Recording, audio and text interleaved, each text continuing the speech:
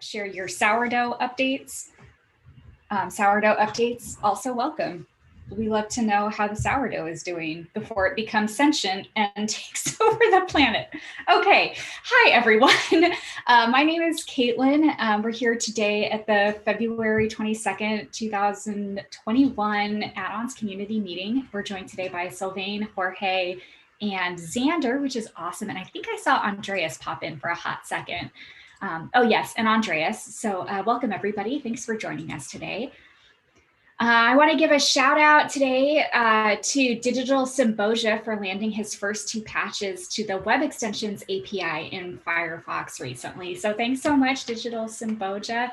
We're really glad to welcome you to the team and hope to see you around the project. Awesome. So a couple of updates today. We're going to start with some news around the Mozilla. So first, I want to give an update about Project Fission. So Project Fission is the project to do site-specific isolation in Firefox. This is currently, you can opt into Fission in Firefox nightly. And it looks like we are currently planning on rolling out Fission to a group of users on the beta channel, starting with Firefox 89. So 89 is still a little ways away. We want to be really careful about rolling this out because we're just not sure what it's going to break. So if you're not currently opted into Fission on nightly, we would definitely recommend that you do so. And just test things out, especially with add-ons. We're really concerned about add-ons breaking in new and exciting ways with Fission. So we would certainly appreciate to see any bug reports. But just a heads up, this is coming out to a wider audience in just a couple of months here. And then secondly, I wanted to share the localization update for MDN. So as folks might know, MDN switched platforms a couple of months ago. Before, it was a wiki-based platform where anyone could go in and make some edits to pages and then, go their way, and then those changes would be saved. Now they're moving to a GitHub-based model or a Git-based model. So you have to do a pull request in order to update any of the documentation. And in doing so, they decided that they were going to focus primarily on preserving the English sites. So they're expanding that a little bit now, but they've got a couple of considerations that they are asking for when it comes to localizing some of those pages. So there's some strategic choices about which localizations they feel comfortable supporting, and they're also asking that community members from other localized areas make sure that their content stays updated. Because one of the struggles with running a localization project, and this is what's kept us back from doing it on Extension Workshop, is sometimes the localized versions can fall out of date, and we're really concerned about people finding outdated documentation. So localization is still something that we're thinking about doing for Extension Workshop. It's just not something that we feel like we've been able to wrap our brains around. So we're really interested to see how it works with MDN and see if there's anything that MDN is able to implement that we can kind of steal and repurpose for Extension Workshop and make that a little bit easier. We have heard from some folks that it is a little bit difficult that Extension Workshop is only available in English.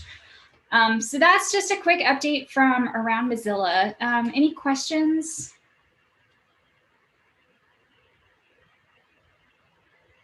Okay, super rad.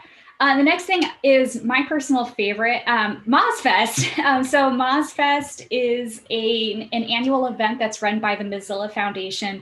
It's a really great 2-day massive conference where that kind of explores the intersection of art, civics, journalism, and technology.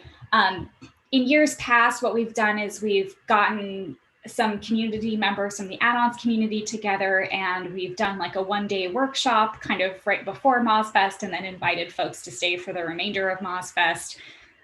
This year, because it's going virtual, it's going to look a little bit different for us, but one of the things that we thought would be really cool this year was if some of us from the add-ons team could offer an add-on specific session at Mozfest that add-on developers could join.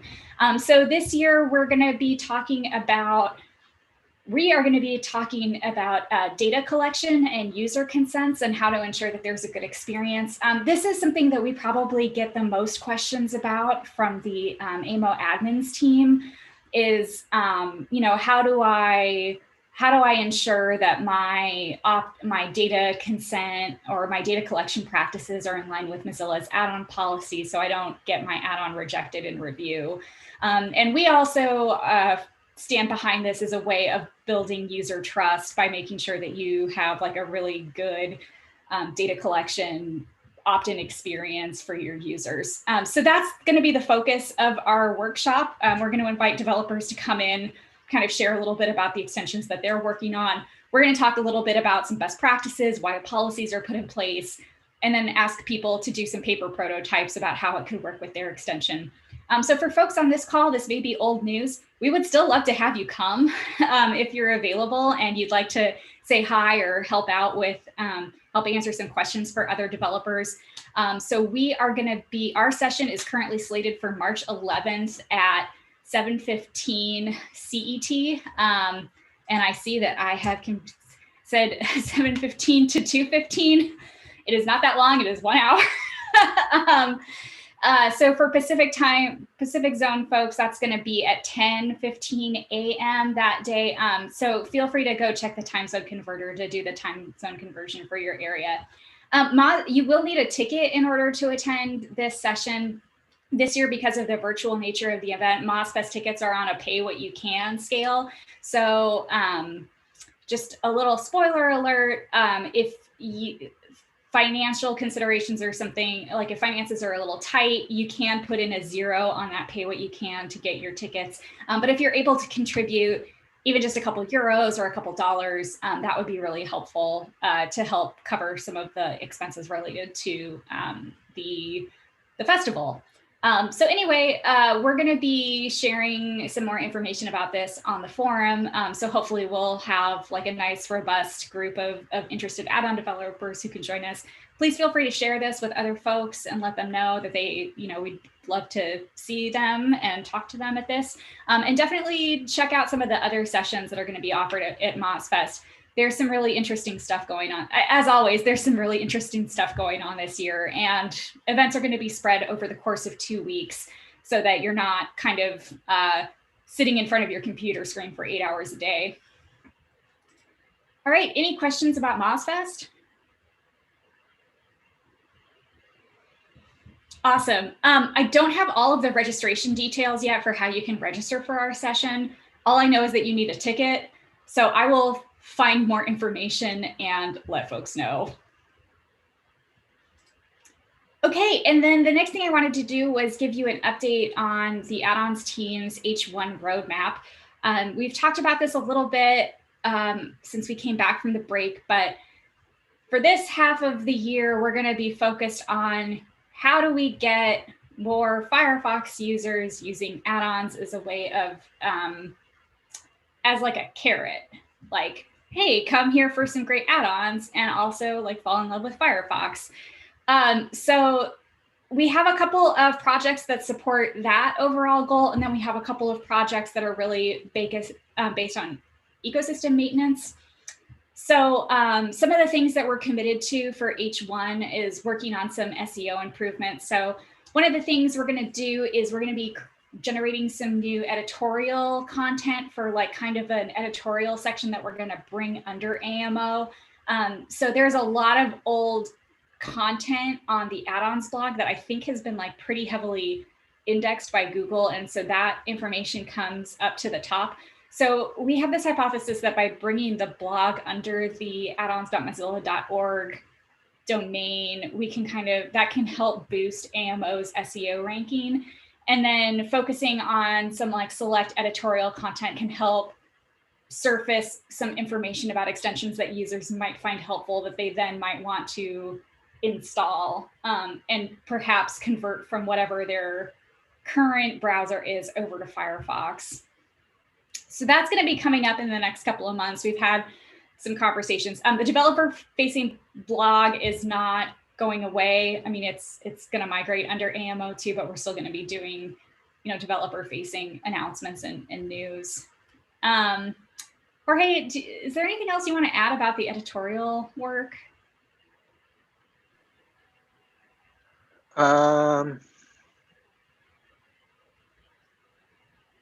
Yeah, like you said, the developer content will live in this new place and will continue to be published. We're going to add some more user-facing things to it, but yeah, we're not removing anything or anything like that. It's just additive.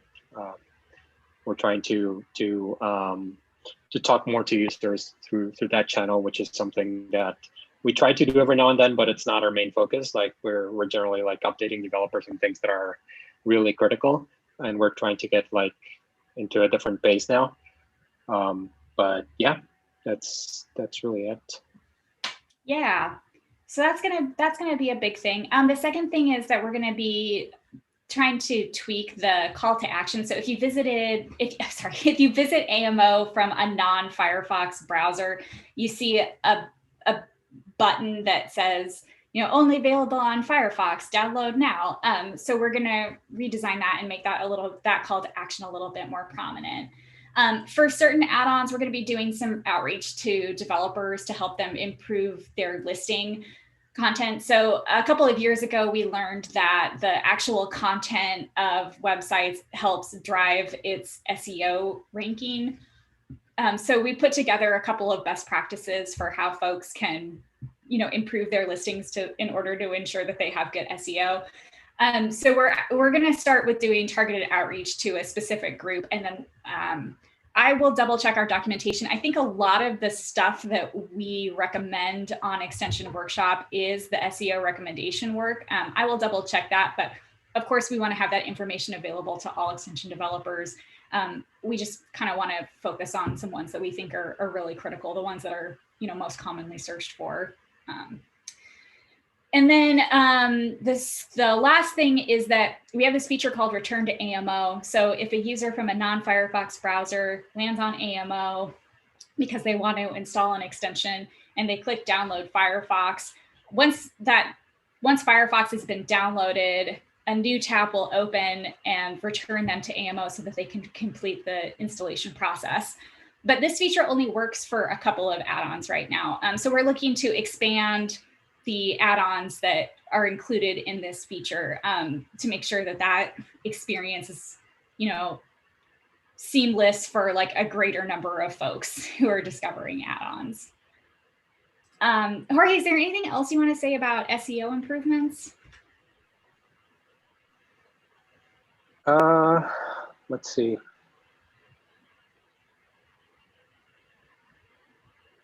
Yeah, I think one thing that's interesting here that might be interesting to some people is that we are going to be working on improving our overall performance on the site. Like that's one of the metrics that is very important for SEO and something that is becoming increasingly important for Google. So Google gives a lot of, I guess on a technical level, Google gives a lot of weight to page performance and also mobile performance. So that's something that we're going to be working on. So not only are we improving SEO, but we should be also improving the overall experience for people. Yeah, cool. So that's like thing one. And then we've also got some ongoing Manifest v3 work. So things that we have lined up for this half of the year is work on background service workers and then our declarative net request strategy. So the declarative net request strategy is currently still in discussion amongst Firefox folks, but we are anticipating having an update about what our strategy is going to be that hopefully we will be able to publish in a couple of weeks. So I just want to note that this is still in the works. We've gotten a couple of questions, especially because, Manifest v3, I think is now, parts of it are now available on Chrome, maybe in the early testing versions. I'm looking at Sylvain, who definitely knows where Manifest v3 is with Chrome. But yeah, I just want to let folks know that we're working on it. And then kind of the last thing is like our other ongoing pillar, which is ecosystem safety. So maintenance and iteration for some of the things that we currently have in place. So we mentioned a couple weeks ago that we've kind of introduced some machine learning to the risk assessment process for add-ons that get submitted or versions that get submitted. The last I heard, it was still too early to kind of have an analysis about how that's performing, but it's something that we're, as far as I know, we're planning on looking at and analyzing, and then seeing if we can make any more tweaks to some of those, you know, to how risk assessments are assigned. So yeah, so any questions about some of these projects that we've got slated for each one?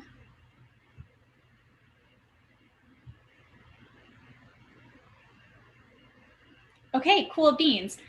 So the last point is just something that came up a couple weeks ago, and I wanted to take some temperatures and ask some questions. So we recently did another purge of legacy extension versions from AMO. And so when I mean purge, we were holding on to some of those versions of legacy extensions that weren't really being used in any meaningful way, and they were taking up space. And so in order to kind of like make sure the garden of AMO is not overgrown with, you know, stuff that isn't being used, you know, we pruned it back and removed those versions. One of the things about version removal, though, is that all review actions associated with those versions, which include reviewer points, also get removed. And so that affects the number of lifelong points that a reviewer has accumulated. So you might have noticed a decrease in your lifetime total. So this is kind of, so number one, I wanted to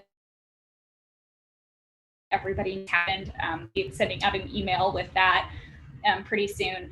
And thing two is that kind of prompted a conversation about the reviewer points and whether or not we wanted, like, just reviewer points in general. So I know that the points represent a very, like, the points represent an ongoing commitment to maintaining the ecosystem. Really want to just wanted to take a temperature about kind of like the point system, like how important they are, what's a good way of, you know, are there other, like, wondering, I guess we're just kind of wondering, like, are there other metrics that are important, especially because of our current reviewers, like most of our current reviewers are contractors, and a lot of our community volunteers have kind of maxed out their rewards. So we just kind of wanted to like ask some questions about, like, do you look at your points? Do you care about your points? Would you like to cash out some points for some swag? If so, what swag are you interested in? Just those sorts of questions. So reviewers can expect an email from me pretty early this week, either today or tomorrow, just kind of like as a starting point for that conversation. I will have to say that since we closed the Mountain View office, I have some swag at my house that I would love to start distributing to people. So you may just be getting a friendly ping from me asking what your swag interests are, because I would love for some of this stuff to find a home and be loved by other folks. So yeah, any thoughts? I would love to hear them. Yeah, I got a couple of thoughts. First, you were cutting a lot, so I'm not sure if it was my internet or your internet, but basically you were asking questions about how important the points, especially for volunteers, are. And well, I can talk at least just for me. I have no idea how much point I have. I don't really care about them. So from my point of view, it's not something that is important at all. If they would go to disappear in the next couple of weeks and months, it wouldn't change the way I'm doing reviews or how many reviews I'm doing per weeks. It's not something important for me. That's helpful. Thank you, Sylvain.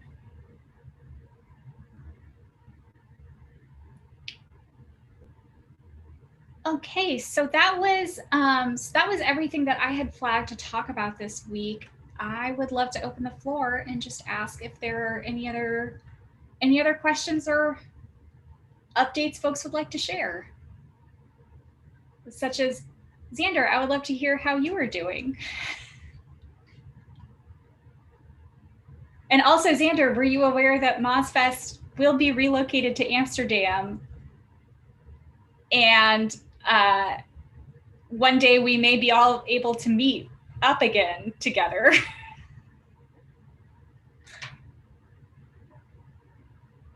And I apologize for putting you on the spot, but not really. It's just nice to see you again. He sent something into the chat. Oh, he did? Oh, shoot, I can't see the chat. Here, I'll stop my screen share. Oh, yay. Okay. Xander is currently in the supermarkets. That sounds fun. Buy some tasty food. All right. Well, I think that's going to wrap up our community meeting then. So if folks have any thoughts or questions, feel free to ask. Asking on Discourse is also fine. Thanks for joining us today, and we'll see y'all in the future. Thank you.